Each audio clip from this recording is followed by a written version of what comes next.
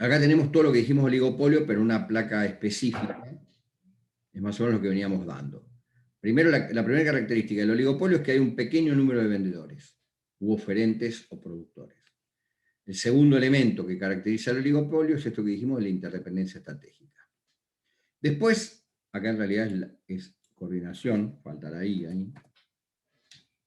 Clasificación según el grado de coordinación, es decir, cómo se puede coordinar el oligopolio, o cómo se puede clasificar el oligopolio. Según el grado de coordinación, puede estar completamente coordinado, Julio, acá esto va para vos, completamente coordinado cuando hay acuerdos de carga, No. es decir, no hay una guerra de precios, sino que la coordinación es absoluta.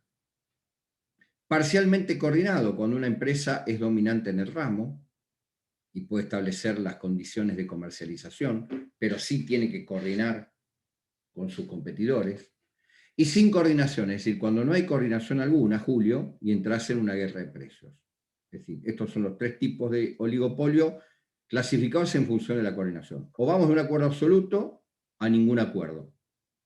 O arreglamos todo o vamos a guerra de precios y cada cual atiende su juego, como se dice normalmente. Según el grado de antagonismo, es decir, según la lucha que haya, puede estar en guerra, que coincide con esto de la sin coordinación, o puede ser en tregua o en paz, coordinado o no. Estas son las formas de manifestación del oligopolio. Julio, acá me parece que estamos respondiendo a lo que vos habías preguntado. Sí, sí, sí, perfecto. ¿Quedó claro? Sí, sí, gracias. Ahora vamos a la parte final de esta unidad, que tiene que ver con esta relación entre precios, mercado y Estado. Es decir, acá conjugamos todo lo que vimos en la unidad 4.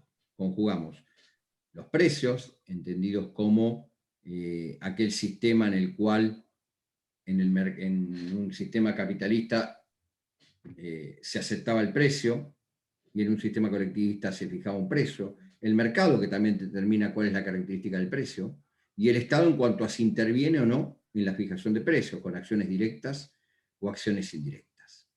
Precios aceptantes. Los precios aceptantes se verifican o se establecen fundamentalmente en los mercados de competencia perfecta, mercados que no existen. Es decir, si el mercado de competencia perfecta existiera o existiese, los que forman parte de ese mercado tienen que aceptar el precio que se les da, porque hay atomicidad de productores y atomicidad de productores y demandantes, porque hay libre entrada y salida, porque hay transparencia, porque los productos son todos distintos. Es decir, los precios aceptantes, aquellos que no pueden manipular el precio o que no pueden torcer el precio en función de un interés propio, los encontramos en los mercados de competencia perfectas. Perfecta. En los mercados de competencia imperfecta, monopolio, oligopolio, monopolio natural o competencia monopólica, ahí quienes intervienen son precio oferentes, porque tendrán que ver cómo fijan los precios en función de su mayor o menor ganancia o su mayor o menor interés, pero pueden manipular el precio, no tienen que aceptar las condiciones de la economía general. Insisto, precios aceptantes se relacionan con mercados de competencia perfecta, porque no pueden manipular el precio.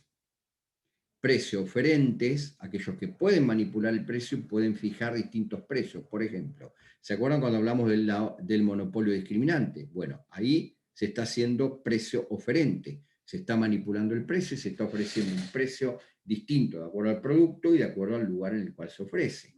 Esta es la gran diferencia que establece la relación entre precios y tipos de mercados. Ahora bien, todo esto es lo que vimos en cuanto a la conformación general de mercados y precios. Pero vamos a ver cuál es verdaderamente el papel del Estado. Cómo acciona o cómo actúa el Estado en la fijación de los precios o en la intervención de los mercados. Entonces, vamos a encontrar distintas acciones del Estado. Vamos a encontrar acciones directas, como por ejemplo la fijación de precios mínimos y máximos, y vamos a encontrar acciones indirectas, como son la aclaración o iluminación y el arbitraje. Vamos a los precios mínimos y precios máximos.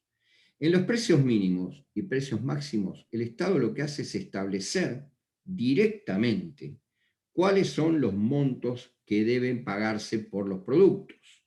¿Cuáles son los montos que deben pagarse por los productos? ¿A qué sistema económico se asociaría en mayor medida este establecimiento de precios mínimos y precios máximos? ¿Al colectivismo o al capitalismo? Al colectivismo. El Al colectivismo, sí. colectivismo. ¿Por qué? Porque todo es parte de la figura de la planificación. El Estado planifica absolutamente toda la actividad económica. Entonces no tendrá ningún problema también en fijar los niveles de precios. Precios mínimos es darle un piso para garantizar que el productor no pierda, porque le está garantizando al productor un cierto margen de recuperación de su inversión, y precio máximo porque estará garantizando que el consumidor o que el demandante pueda comprarlo y pueda acceder a ese bien o producto. Precios mínimos y precios máximos. Ese es una medida de acción directa del Estado. Profe, ¿te paso una pregunta? ¿A qué me vas a preguntar por los precios esto, cómo es? Sí, los precios cuidados. Los precios. Si entraría dentro de esto. Bueno, los precios cuidados es una acción mixta. Y ahora lo guardamos para el final, Julio. Y vas a sacar por qué es una acción mixta. Vale, perfecto. Bien. La segunda y la tercera acción, la aclaración o iluminación y el arbitraje, son acciones indirectas del Estado, porque el Estado no fija los precios directamente. En la aclaración o iluminación, el Estado desarrolla a través de la propaganda o los comerciales, desarrolla acciones orientativas para el consumidor. Cuando yo era chico estaba la propaganda de cómprele a Tito baratito y no le compré a Máximo Carelli, y decía que la OPEC, que era una fundación destinada a orientar al consumidor, orientaba en función de los mayores o menores consumos o los mayores o menores costos. En la aclaración o iluminación, el Estado lo que hace es orientar mediante propaganda o mediante publicidad cuáles son los valores promedio que deberían pagarse por los productos. El Estado orienta. Por ejemplo, hoy se dice, vaya y compre en el mercado central, que tenemos buenos precios, o vaya y compre en el mercado regional, que hay buenos precios. ¿Se entiende? Lógicamente, el tipo que vive en Salta, hacerlo venir hasta el mercado central es un tanto complicado. Pero bueno, esa es una acción orientativa del Estado, que se llama aclaración o iluminación. El Estado induce o genera en el consumidor la posibilidad de decir, bueno, vaya y adquiera tal producto o tal bien en tal lado porque ahí tiene buenos precios. Pero no fija el precio, orienta en función de la Profe, información, sí, y la propaganda. Sí, Martín. yo me acuerdo hace unos años que había ciertos productos que traían impreso en el packaging el precio recomendado. Exacto. ¿Tiene que ver con esto de la iluminación? Tiene que ver con eso, sí. Precio recomendado, tanto, pero después el comercial te lo vende al precio que quiere. Fíjate mucho, ¿sabes dónde está eso del precio recomendado? Mucho en las revistas, en los kioscos de revistas. Muchas revistas dicen precio recomendado al público, pero después el kiosquero te lo vende al precio que quiere, que se le antoja. Entonces, eso sería un poco una orientación, el precio recomendado. Está muy bien la observación, Martín. Y vamos al último, que es el arbitraje. El arbitraje hoy es una medida que se utiliza mucho a partir fundamentalmente del nacimiento de las cámaras empresariales, las cámaras de consumidores. ¿Cuál es la acción del Estado? Porque digo que es una acción indirecta al mismo tiempo.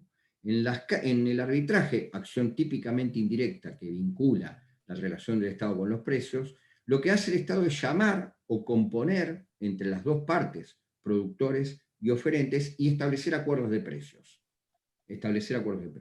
Se llama a la Cámara Empresarial del rubro o de tal producto y a la Cámara de Consumidores, que hay muchas asociaciones de consumidores. Una de las precursoras, por ahí le escuchaba mencionar, fue Lita Lázari en un momento, que generó todo este impacto de ayuda al consumidor. Bueno, y lo que hace el Estado en esto del arbitraje es que las dos partes lleguen a un acuerdo sobre los precios a fijar para determinados productos de bienes y servicios. Los productos que ofrecen las cámaras de productores y los productos que quieren adquirir las cámaras de consumidores. Pero el arbitraje es eso, es un llamado para celebrar un acuerdo de precios entre productores y consumidores. Hay un precio que no lo dimos anteriormente, que es el precio de sostén. El precio de sostén es un precio por lo generalmente subsidiado. ¿En qué sentido? El precio de sostén garantiza dos cosas. A través del subsidio garantiza que el productor no pierda, porque se le subsidia parte de la actividad, y si no tiene ese subsidio estará condenado a cerrar por una cuestión de costos o de mayores costos en el desarrollo del producto. Pero al mismo tiempo, con el subsidio, el precio de sostén lo que hace es garantizar una cierta venta, porque si no el producto desaparece del mercado y el consumidor no lo compra y el productor puede cerrar y puede no producirlo más. El precio de sostén es un precio que busca garantizar el equilibrio entre el productor y el consumidor y está dado a partir de subsidios que desarrolla el Estado. Precio de sostén. Vamos a la pregunta de Julio, el programa de precios cuidados. El programa de precios cuidados es un programa mixto, porque en cierto modo surge, Julio y todos los demás, surge de un acuerdo entre productores y consumidores, hay propaganda en el medio, con lo cual hay una iluminación o aclaración, y al mismo tiempo hay una fijación de un precio máximo. ¿Se entiende, Julio? Tenemos los tres componentes ahí. Tenemos los tres componentes. Claro. El tema es conseguir los precios máximos. Muchas veces uno ha ido a un supermercado que tenía precios máximos y las góndolas están vacías o no tienen faltantes. Porque el programa de precios máximos, precios cuidados, no máximos, precios cuidados, es un programa que pone digamos, en cabeza del productor, del oferente, el otorgamiento de ciertos productos, cierta línea de productos, pero no todos. El productor por lo general ofrece segundas líneas dentro de su producción o productos de menor calidad, y es muy difícil conseguirlos, porque además ofrece cupos. Entonces, muchas veces los cupos se cortan y el programa no tiene la fuerza que debería tener. ¿Por qué fracasa el programa de precios cuidados? Fundamentalmente porque no pueden cuidarse por el nivel de inflación que estamos teniendo. Entonces, el productor muchas veces desiste de poner sus productos bajo el programa de precios cuidados porque el proceso inflacionario le lleva a una gran pérdida o a una gran caída de su beneficio económico o de su mayor productividad. Pero respondiendo a tu pregunta, Julio, el programa de precios cuidados es claramente una acción mixta, donde se conjugan todas las acciones, porque hay un acuerdo digamos, sí, hay una celebración de un acuerdo entre productores y consumidores y después se da a conocer y se comercializa. Bien, vamos a la Ley de Defensa de la Competencia y con esto cerramos la unidad 4. Ah, Charo, ¿estás ahí? No te veo, Charo, ¿estás ahí? Sí. Otra cosa que no va en la bolilla 4, es la ley de defensa del consumidor. Bien. ¿Por qué? Porque la dan en comercial. Acá simplemente hacemos una somera explicación y directamente prefiero no abarcar un tema que no se da en profundidad y después lo dan en comercial. Perfecto. Así que la ley de defensa del consumidor no. Sí va la ley de defensa de la competencia. Alfredo, ¿la pudiste bajar? ¿La pudiste abrir? No está Alfredo, me dejó la moto y se me fue. Ahí está. La pasé por el grupo de WhatsApp, así que... Ah, la pasaste. Listo. Aparecía como entrega, por eso te digo. Bien, no tienen excusa en la ley de defensa de la competencia. Bueno, igual yo les dejé ahí el extracto de la ley de lo importante. Como soy muy bueno, no les di todos los artículos, sino que les doy lo importante. Bien, vamos a ir desmenuzándola. Otra aclaración. Para el miércoles que viene tengan a mano la ley orgánica del Banco Central y la ley de entidades financieras. Tengan a mano esas dos leyes, porque vamos a trabajar sobre esas dos leyes. Ley orgánica del Banco Central y ley de entidades financieras. Bien, vamos a la ley de defensa de la competencia. ¿Qué regula esta ley? Y lo que regula es el funcionamiento de los productores, oferentes y el mercado en general. Cómo impacta la producción en el mercado en general. El bien jurídico tutelado, o sea, lo que protege la ley de defensa de la competencia, es esto que está marcado en verde en el artículo 1. Interés económico general. Lo importante de esta ley, o el objetivo de esta ley, es tender al interés económico general. Este bien jurídico tutelado se vuelve a repetir en el artículo 7. En el artículo 7.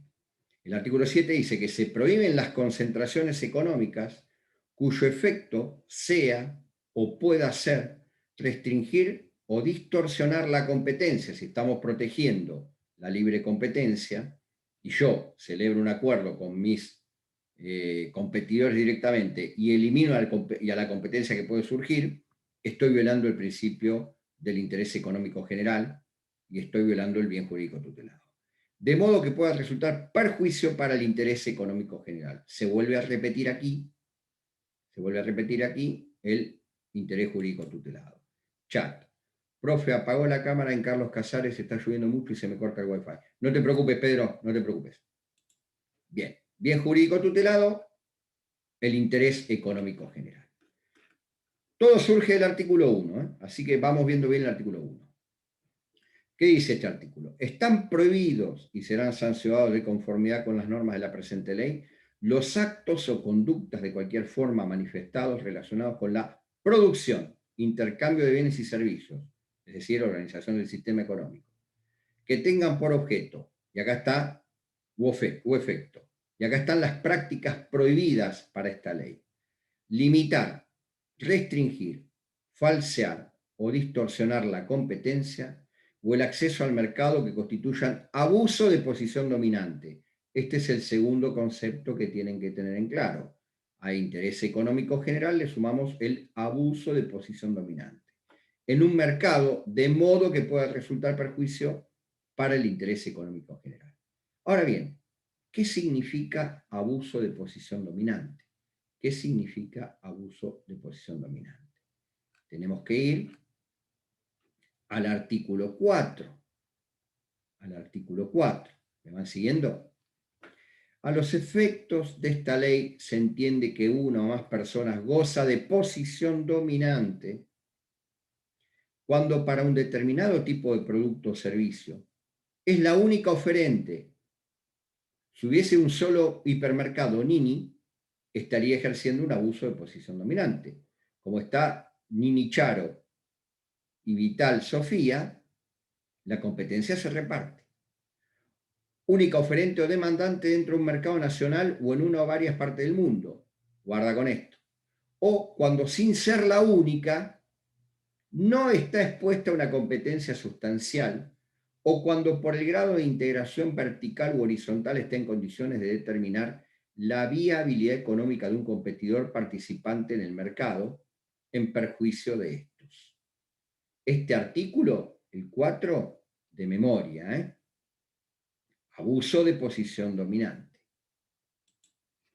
¿Qué empresa a nivel mundial es la mayor creadora de computadoras y aplicaciones de computación, procesadores? Microsoft. Microsoft. La legislación en defensa de la competencia tiene un antes y un después de Microsoft. Tiene un antes y un después de Microsoft. El caso Microsoft llevó a acondicionar todas las legislaciones en el mundo, fundamentalmente en los países productores de tecnología. Y Argentina no fue una excepción. Por eso, los norteamericanos han sido precursores en materia de competencia, en materia de regulación de la competencia. ¿Sí? Bien. ¿Cuál era el problema de Microsoft? Microsoft desarrollaba no solo los sistemas operativos, no solo las aplicaciones, sino que además desarrolló el concepto de buscadores y Internet y los software. Entonces, ¿qué hacía? Ejercía un efecto de posición dominante. ¿Por qué? Porque gracias a la gran inversión en desarrollo tecnológico y en la gran diversificación de productos, impedía que otras empresas compitan, les quitaba la posibilidad de competir. Por eso el tema de abuso de posición dominante se divide en dos, como dice la ley, donde sea la única o no permita que otro crezca y compita. Microsoft tenía esas dos cuestiones.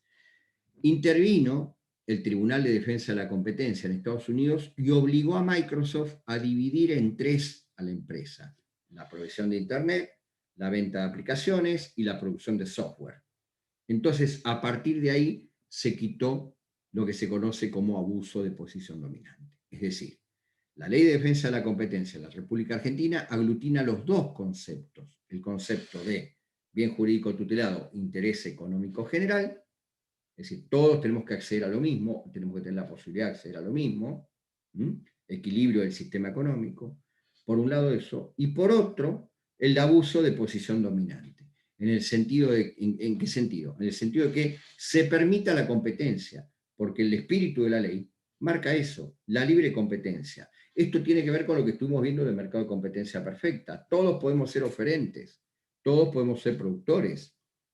Libre entrada y salida en el mercado. Y de hecho la ley, yo creo que lo marqué también, tiene un artículo en el cual habla de eso. Sí, exactamente, el artículo 5, inciso B.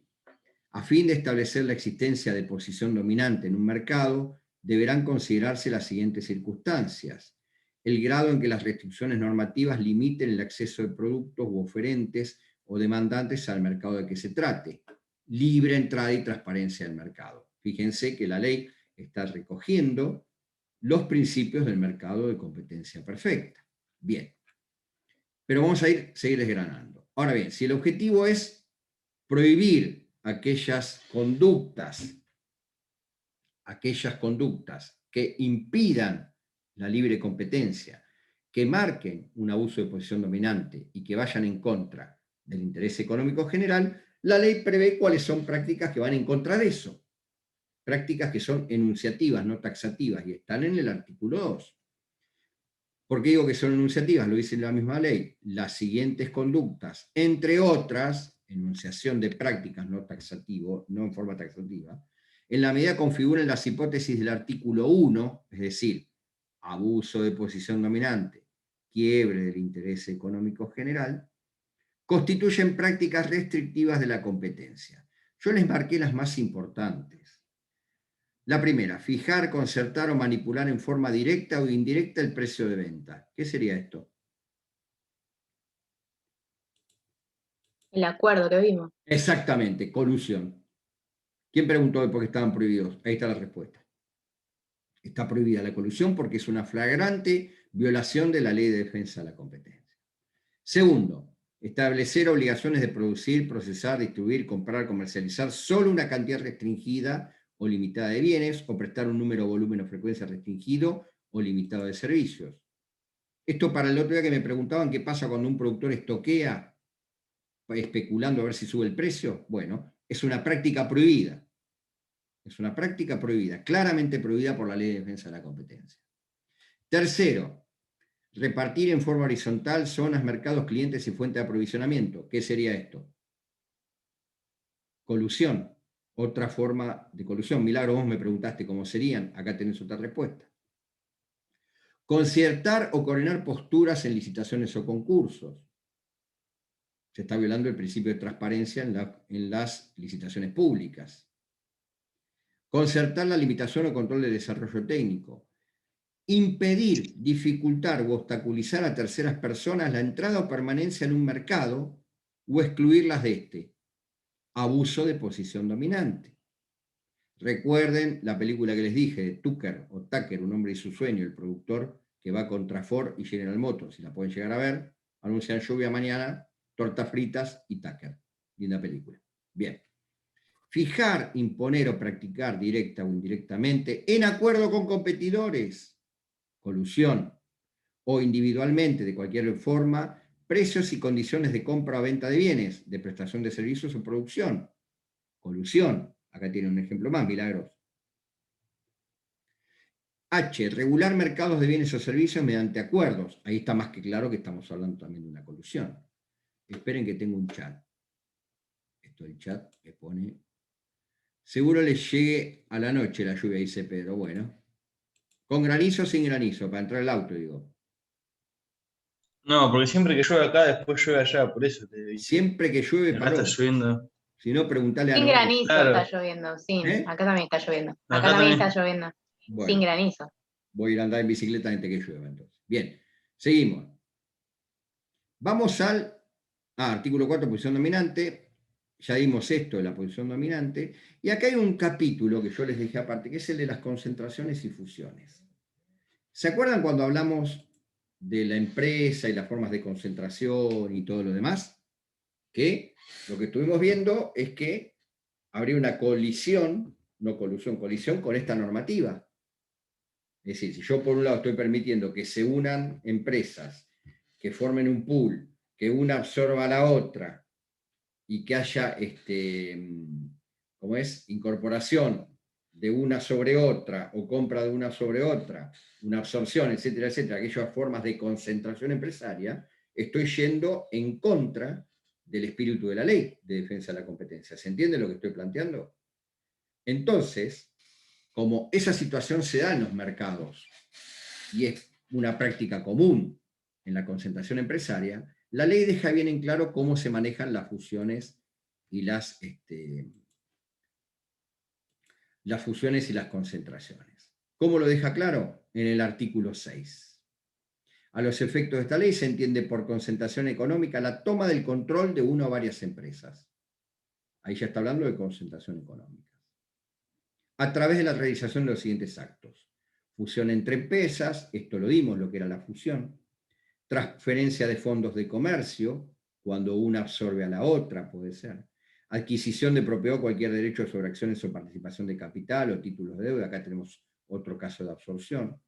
Cualquier otro acuerdo o acto que transfiera en forma práctico-jurídica una persona o grupo económico los activos de una empresa o los otorgue o le otorgue influencia determinantes en la adopción de decisiones de administración ordinaria o extraordinaria de una empresa. Es decir, son distintas formas de concentración las previstas en el artículo 6. Ahora bien, ¿cuándo están prohibidas estas concentraciones? ¿Cuál es el límite legal a este tipo de concentraciones? Lo del artículo 7. Se prohíben las concentraciones económicas, lo leímos hoy, cuyo objeto o efecto sea o pueda ser restringir o distorsionar la competencia de modo que pueda resultar perjuicio para el interés económico general, bien jurídico tutelado. ¿Cuál es la autoridad de aplicación? El Tribunal de Defensa de la Competencia a nivel nacional. Voy a aclarar esto. La Ley de Defensa de la Competencia no es que descarta la posibilidad de realizar o de aceptar concentraciones económicas en esas 4 formas que vimos en este artículo 5, 6 y 7. Pero, si hay concentración empresaria en la República Argentina, no debe afectarse el interés económico general. Y tampoco debe constituirse un supuesto de abuso de posición dominante. Si ninguno de esos dos principios se verifican, o si se verifica que no se afecta a ninguno de esos dos principios, las concentraciones económicas proceden y por lo general se otorgan. ¿Cómo se otorgan? A través de una actuación administrativa ante el Tribunal Nacional de Defensa de la Competencia, que es la autoridad de aplicación de la ley. El Tribunal Nacional de Defensa de la Competencia es quien va a determinar si una concentración, una fusión, una adquisición, una acción de diversificación son contrarios a la ley de defensa de la competencia. ¿Y qué puede determinar? Puede determinar si se afecta el interés económico general por un lado o si se está tomando una postura abusiva o de posición dominante en el mercado. Insisto, eso se determina, concentraciones y fusiones, a través del Tribunal de Defensa de la Competencia. El Banco Santander Río es una fusión. Es una fusión, claramente es una fusión. Previo a fusionarse, hubo una presentación de los dos agentes financieros ante el Tribunal Nacional de Defensa de la Competencia para que autorice esa fusión. Una vez que se autorizó, comenzaron a funcionar como entidades fusionadas, Banco Santander Río. ¿Qué evaluó el Tribunal Nacional de Defensa de la Competencia? Primero, que el sistema financiero no se veía perjudicado por esta fusión, porque había muchas entidades financieras en plaza o en el mercado, y al haber muchas entidades financieras, no se impactaba o no se perjudicaba el principio o el interés económico general. Segundo, la viabilidad de la fusión, porque muchas veces las fusiones llevan escondidas o o tienen aparentemente otros fines u otros objetivos. Bueno, en este caso, el objetivo fue entre dos empresas que tenían un mercado repartido y la mayor inversión entre una y otra, fusionarse para desarrollar un negocio en conjunto. Una vez que se otorga la función, comienza a funcionar de esta forma con la nueva denominación. Si se les hubiese denegado, tienen que interponer un recurso al tribunal y después elaborar la vía judicial, es decir, tienen que hacer el agotamiento de la vía administrativa. Pero bueno, la ley de defensa de la competencia, lo que hace a través de estos dos conceptos fundamentales, insisto, que tienen que tener bien en claro, que son posición de abuso dominante por un lado y interés económico general, es regular la actividad económica de los mercados en un sentido conjunto o en un sentido integral, previendo el lado empresarial y previendo el lado del consumidor o del demandante. ¿Se entendió? Todos tienen la ley, la tienen que estudiar bien y tienen que sacar estos artículos que yo les di y tienen que tenerlos bien comprendidos. Bueno, con esto terminamos la unidad 4. Preguntas, dudas, cuestionamientos. Algo para decir. Eliana se estira porque está dura, ya quedó. Bien. No, profe, yo que voy a tener que estudiar bien la diferencia de todos los monopolios, porque ¿Por qué? va a ser difícil para el parcial, tengo miedo. No, hombre, no. Es Bueno. que sí, son todos medio parecidos, capaz que cliqueas uno y después está mal y te confundís. Bueno, estudialo y el viernes lo vamos a repasar absolutamente todo. ¿Eh? No valen preguntas tramposas, profe. ¿Eh? Sobre eso, yo quería preguntarle ¿Querés que si espera, iba que te conteste? ¿O preferís que me calle?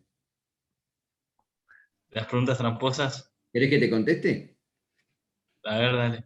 ¿Eh? No, A ver si ¿eh? le tengo